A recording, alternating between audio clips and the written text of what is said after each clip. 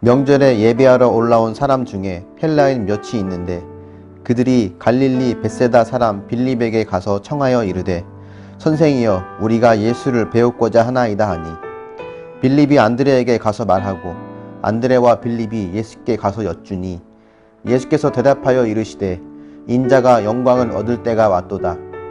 내가 진실로 진실로 너에게 이르노니 한 알의 밀이 땅에 떨어져 죽지 아니하면 한 알 그대로 있고 죽으면 많은 열매를 맺느니라. 자기의 생명을 사랑하는 자는 잃어버릴 것이요 이 세상에서 자기의 생명을 미워하는 자는 영생하도록 보전하리라. 사람이 나를 섬기려면 나를 따르라.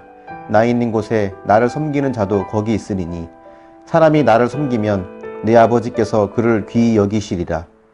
지금 내 마음이 괴로우니 무슨 말을 하리요. 아버지여 나를 구원하여 이때를 면하게 하여 주옵소서. 그러나 내가 이를 위하여 이때에 왔나이다.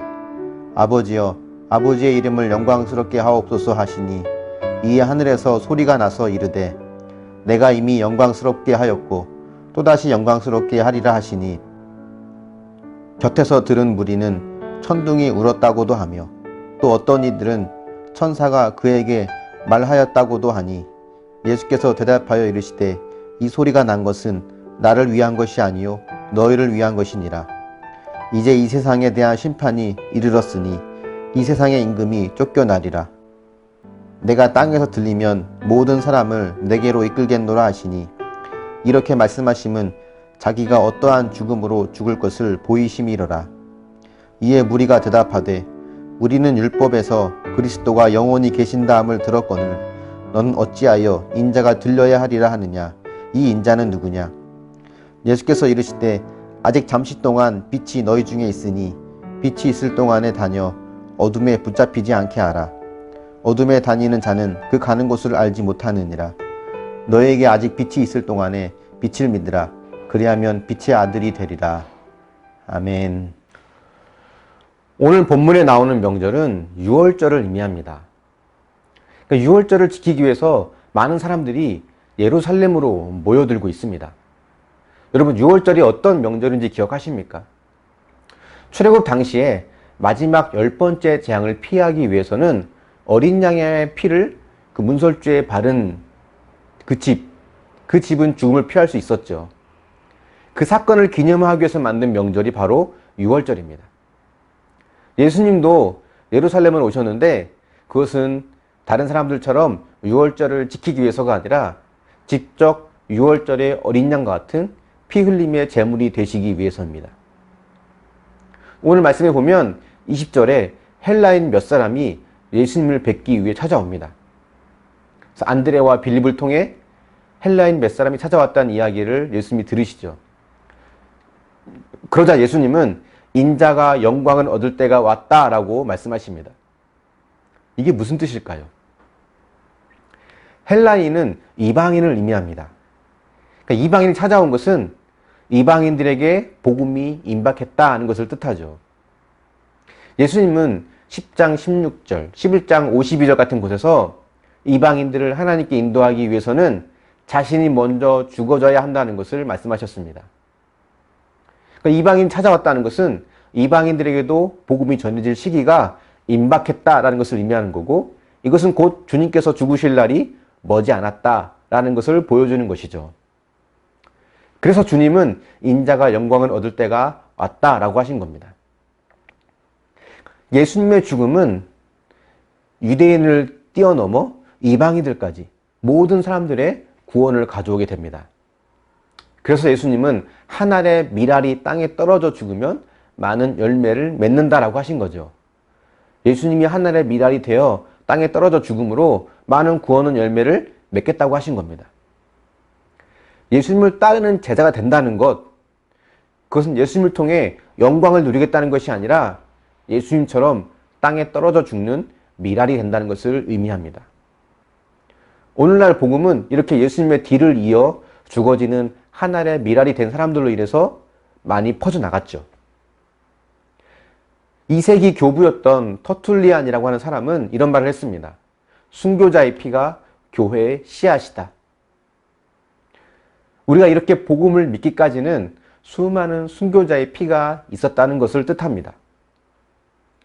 그렇다면 우리는 이제 어떤 삶을 살아야 할까요? 아프리카나 무슬림 같은 지역으로 가서 복음을 전하다가 순교를 당해야 되나요? 하나님이 지금 우리에게 원하시는 바가 바로 그것일까요? 우리나라처럼 종교의 자유가 보장된 나라에서는 순교가 불가능하지 않을까요? 그런데 여러분, 진정한 순교는 복음을 전하다가 목숨을 잃는 것, 그것을 뜻하지 않습니다. 오늘날 우리가 할 수 있는 최고의 순교는 매일 매순간 나를 부인하는 것을 뜻합니다. 예수님을 따르는 자는 곧 자기를 부인하는 자와 같은 뜻이라고 할 수 있습니다. 예수님이 이 자기 부인에 있어서 우리에게 모범이 되어 주셨습니다. 죽음을 앞둔 예수님의 심정은 어떠셨을까요? 담담하셨을까요? 27절을 보면 이렇게 말씀하십니다. 내 마음이 괴로우니 무슨 말을 하리요? 아버지여, 나를 구원하여 이 때를 면하게 하옵소서. 네, 이 기도는 겟셋만의 동산의 기도와 비슷하죠. 아버지, 이 잔을 내게서 거두어 주십시오. 그런데 주님은 또 이렇게도 기도하십니다. 그러나 내가 이것을 위해서 이때에 왔습니다. 라고요. 겟셋만의 동산에서도 내 뜻대로 마옵시고 아버지의 뜻대로 하옵소서 라고 기도하시죠. 이것이 자기 부인입니다. 내 뜻이 아닌 하나님의 뜻을 이루려고 하는 삶. 근데 신앙생활의 가장 큰 핵심은 결국 자기 부인이에요. 우리가 이렇게 말씀을 묵상하고 큐티하는 이유는 뭡니까? 성경을 배우기 위해서인가요? 지식을 쌓기 위해서입니까? 그렇지 않습니다. 결국은 자기를 부인하기 위해서예요. 말씀을 묵상하면서 우리가 할 수 있는 최고의 적용, 그것은 내가 하기 싫은 것 하는 것이고 하고 싶은 것을 하지 않는 거라고 했죠. 우리는 내 마음의 편한 대로, 내가 원하는 대로 그렇게 살고 싶은 것이 우리의 본성입니다. 길에서 자란 개나 고양이를 생각해 보십시오. 누구의 간섭도 없이 자랐던 그 개가 어느 집의 반려견 혹은 반려묘로 자란다는 것을 생각해 보세요. 쉽지 않을 겁니다. 왜냐하면 길에서 생활하던 그 자유로운 방식의 삶을 포기해야 되고 주인의 손에 길들여져야 행복해질 수 있거든요.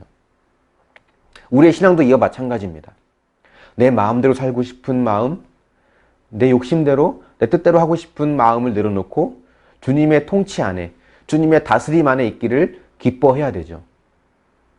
때론 하기 싫은 것을 해야 될 때도 있고 하고 싶은 것을 하지 못할 때도 있지만 그것이 주님의 뜻이라면 기쁘게 순종할 수 있어야 그것이 참된 순교입니다. 그것이 오늘 우리가 할 수 있는 한 알의 미랄이 되는 거죠. 내가 있는 가정, 그 가정이 믿음의 가정이 되기 위해서, 내가 속해 있는 직장과 공동체가 작은 천국이 되기 위해서는 여러분이 한 알의 미랄이 될 수 있길 바랍니다. 그것이 곧 자기 부인이고 그것이 우리가 할 수 있는 최고의 신앙의 모습입니다. 한번 묵상해 보십시오. 나 자신을 부인하기 힘든 가장 힘든 영역은 어디입니까? 나를 부인하여 가족이나 공동체가 변화된 경험이 있습니까? 특히 믿지 않는 가족, 이웃을 위해서 어떤 자기 부인의 삶을 살고 있습니까? 그 삶을 통해서 하나님이 영광 받으신다는 것을 믿습니까? 우리가 이 말씀을 묵상하면서 오늘 내가 있는 곳에서도 하나의 미랄이 될 수 있는 복된 삶이 되어지기를 예수님의 이름으로 축원합니다. 기도하겠습니다. 사랑의 하나님, 우리의 삶이 하나님이 기뻐하시는 하나의 미랄이 되는 순교적 삶이 되어지길 원합니다. 우리는 늘 내가 원하고 내가 뜻하는 바를 이루려고 노력하며 애를 쓰고 살아가지만 주님의 기도처럼 내 뜻이 아닌 아버지의 뜻이 이루어질 수 있는 삶이 되어지길 원합니다. 우리가 말씀을 묵상하며 큐티할 때마다 나를 부인할 수 있는 적용을 할 수 있도록 하나님 도와주시고 나의 이런 힘든 자기 부인을 통하여서 내 남편이 변화되고 내 아내가 변화되어지고 내 자녀와 내 이웃과 공동체가 변화되어지는 것을 경험할 수 있도록 도와주시옵소서. 하나님, 우리가 그 하나의 미랄이 되어지길 원합니다. 힘겹고 어려운 신앙생활이 될 수 있겠지만 내 힘으로 되어지는 것이 아님을 고백하오니 성령님께서 힘을 주시고 능력을 주셔서 주님의 능력과 은혜로 주님의 뒤를 잘 이어가고 따라갈 수 있는 믿음의 삶이 될 수 있도록 인도하여 주시옵소서. 감사드리며 예수님의 이름으로 기도합니다. 아멘.